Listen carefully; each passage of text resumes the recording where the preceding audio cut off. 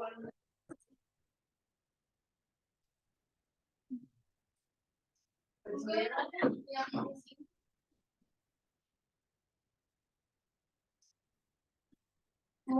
masak mau gue apa?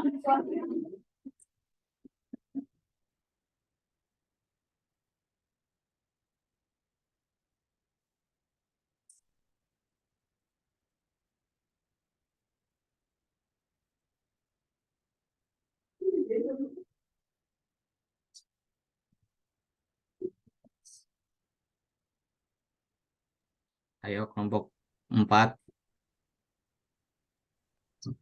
Ya, Assalamualaikum warahmatullahi wabarakatuh. Saya dari kelompok 4 yang beranggotakan saya sendiri Aditya Nanda Nugra dan Safina M. Rehalat dan Rifki Priyatama. Dan untuk yang pertama, definisi meningitis. Meningitis merupakan infeksi serius pada meninges, yaitu lapisan pelindung otak, saraf, tulang belakang. Meningitis atau radang selaput otak dapat disebabkan oleh infeksi bakteri, virus, jamur, atau parasit yang ditandai dengan adanya sel darah putih dalam cairan cerebrospinal dan menyebabkan perubahan pada struktur otak. Meningitis adalah infeksi cairan otak disertai radang yang mengenai periameter akrenoid dan dalam derajat yang lebih ringan mengenai jaringan otak medula spinalis superficialis. Next.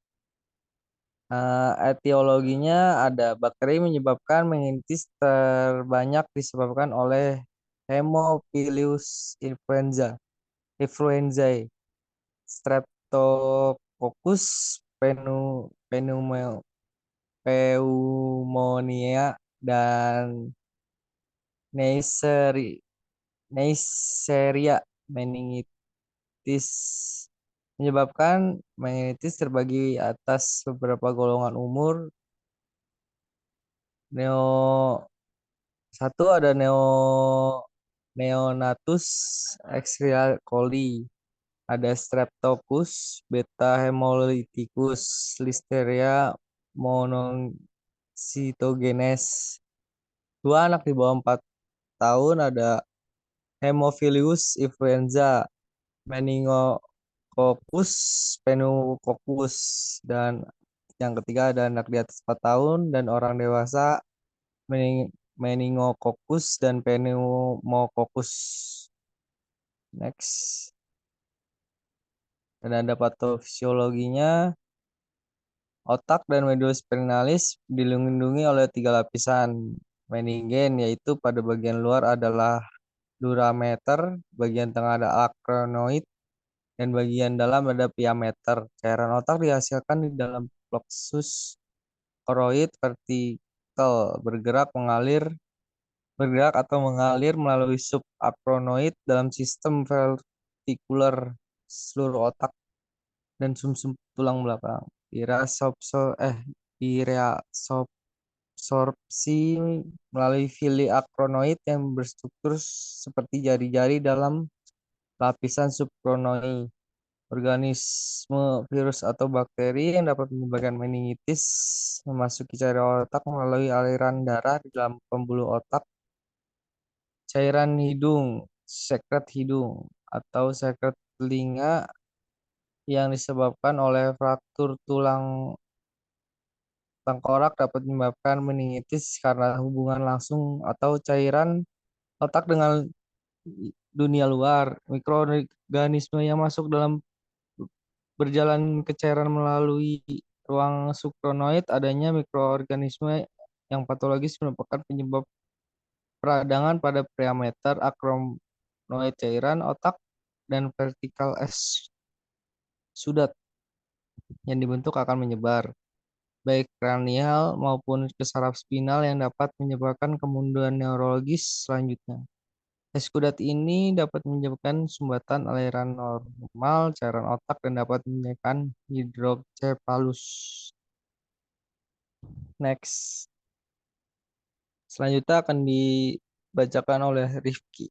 Terima Oke, kasih. oke. Selanjutnya ada prognosis umumnya buruk dan dapat menyebabkan tingkat mortalitas hingga 25%. Sebagian studi bahkan melaporkan bahwa kasus meningitis yang tidak tertangani dapat mencapai mortalitas hingga 50-80%. Sementara itu, sekitar 10-20% pasien meningitis mengalami gejala sisa. Walaupun sudah dapat didiagnosis sejak dini dan dilakukan tata laksana dengan tepat, masih terdapat 8-15% pasien yang meninggal dalam 24-48 jam dari onset.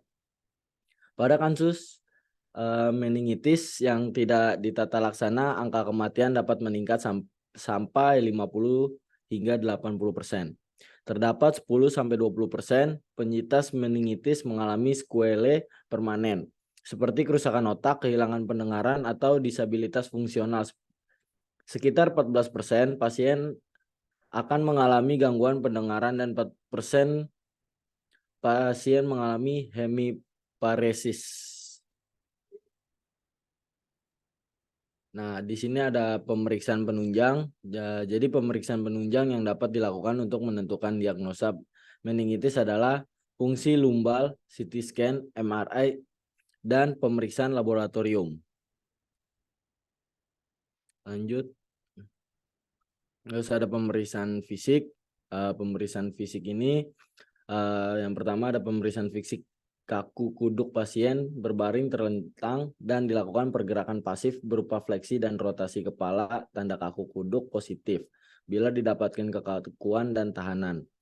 Pada pergerakan fleksi, kepala disertai rasa nyeri dan spasme otot dagu tidak dapat disentuhkan ke dada dan juga didapatkan tahanan pada hiperekstensi dan rotasi kepala. Lanjut. Pemeriksaan fisik yang ketiga itu ada pemeriksaan tanda Brudzinski atau tanda leher menurut Brudzinski. Pasien berbaring terlentang dan pemeriksa meletakkan tangan kiri di bawah kepala dan tangan di atas dada pasien, kemudian dilakukan fleksi kepada dengan ke arah dada sejauh mungkin, tanda Brudzinski positif. Bila pada pemeriksaan terjadi fleksi kedua tungkai atau kedua lutut. Pemeriksaan tanda Brudzinski 2, tanda tungkai kontralateral menurut Brudzinski, pasien berbaring terlentang, salah satu tungkainya diangkat dalam sikap lurus di sendi lutut dan ditekukan di sendi panggul, tanda Brudzinski 2 positif. Bila pada pemeriksaan terjadi fleksi reflektorik pada sendi panggul dan lutut kontralateral.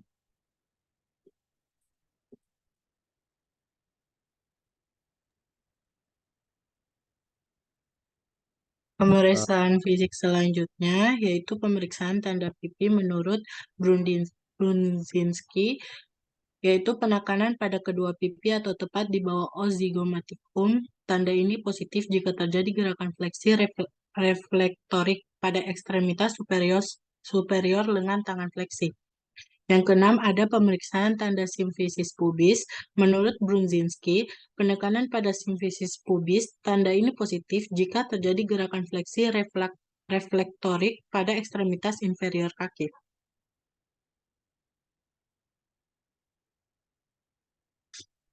Selanjutnya ada intervensi. Yang pertama ada peregangan otot dan latihan aktif.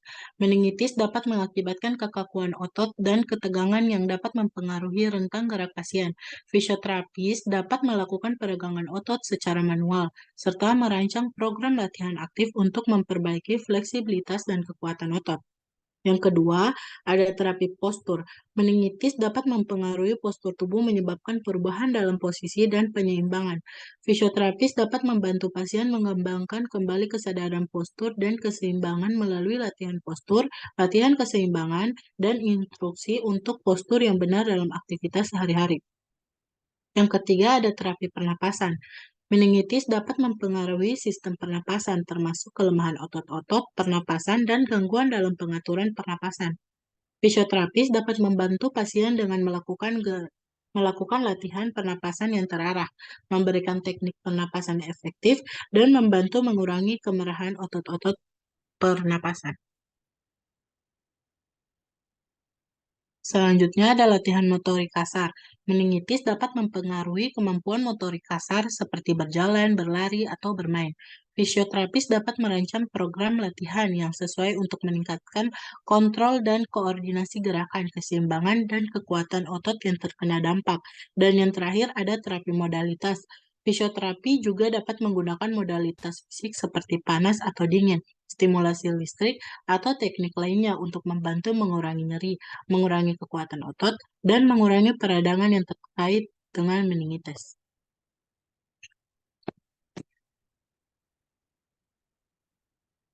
Sekian dari presentasi kelompok kami.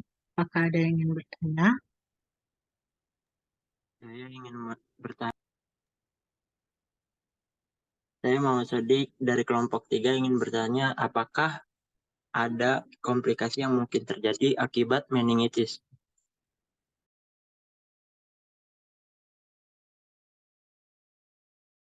Sebentar, Mau sebentar. nanya juga,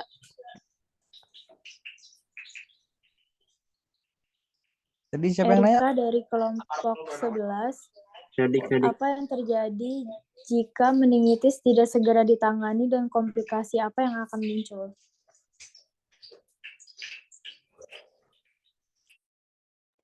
Pertanyaan 1, 2 Alexan sama dari ya? kelompok 5.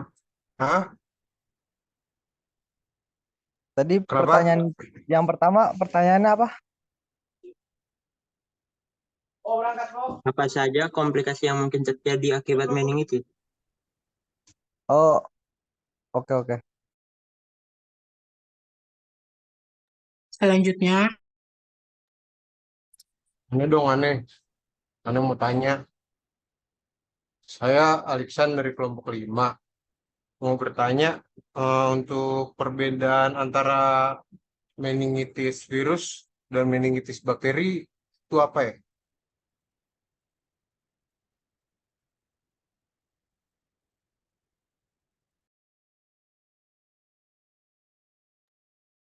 lagi Izin nanya, saya Indra Fadilah Hakim dari kelompok 1. Apakah meningitis bisa kambuh lagi?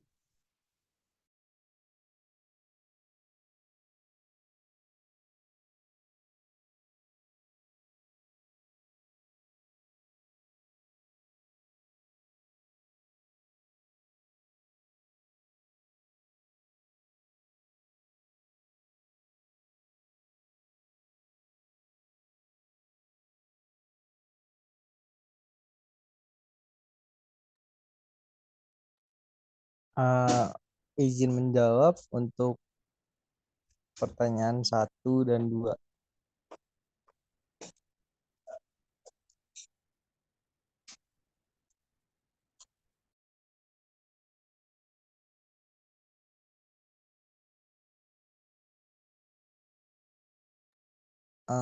Jawabnya apabila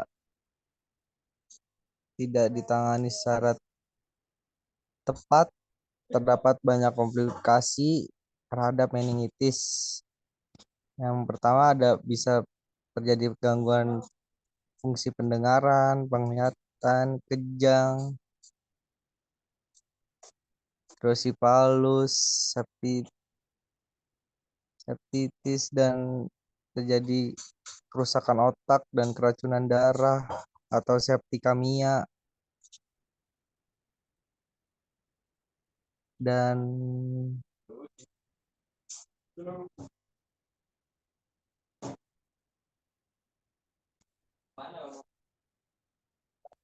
ba-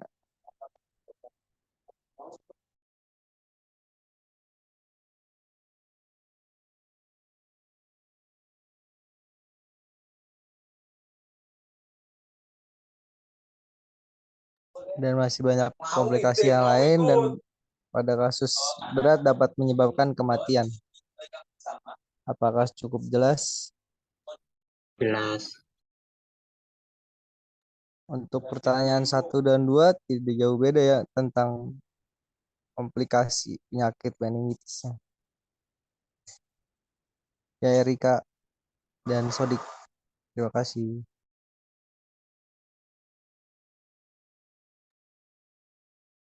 selanjutnya, Kim mau jawab. Iya mau jawab. Ya dulu. Ya udah. Saya ingin menjawab dari pertanyaannya Indra. Apakah meningitis bisa kambuh? Ya itu sesuai atau tergantung pada penyebabnya. Nah, tadi kan udah dijelaskan meningitis ini ada dari 3 penyebabnya, itu ada bakteri, virus, dan jamur. Nah, kalau dari bakteri ini kemungkinan untuk kambuh itu sangat rendah. Namun dalam beberapa kasus komplikasi seperti abses otak atau infeksi lainnya dapat menyebabkan infeksi ini kambuh. Terus kalau untuk meningitis virus ini kambuhnya itu bisa terjadi jika seseorang terpapar lagi oleh oleh virusnya. Terus kalau meningitis jamur itu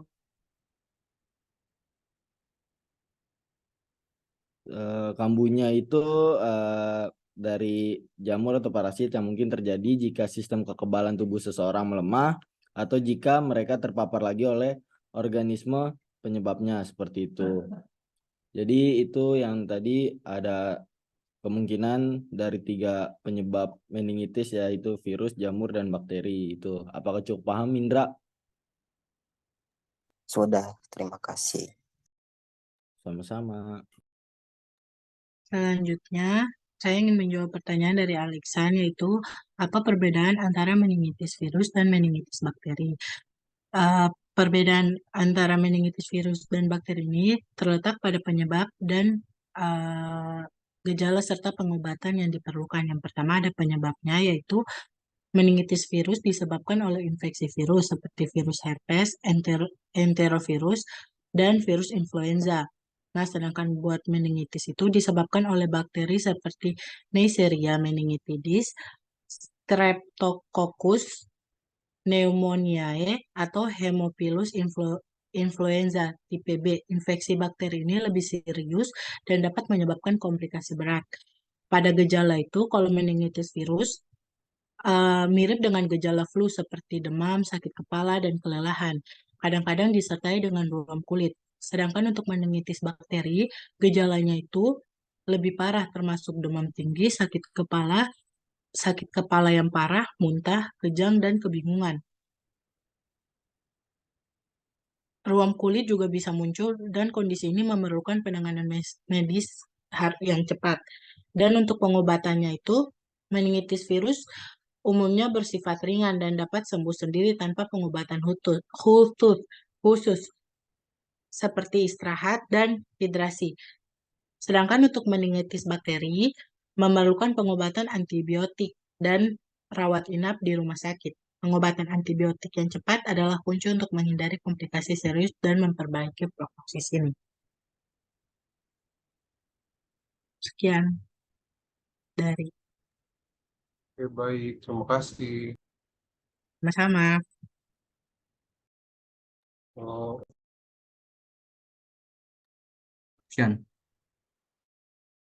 Sekian dari presentasi kami. Kelainan lebihnya mohon dimaafkan. Wassalamualaikum warahmatullahi wabarakatuh.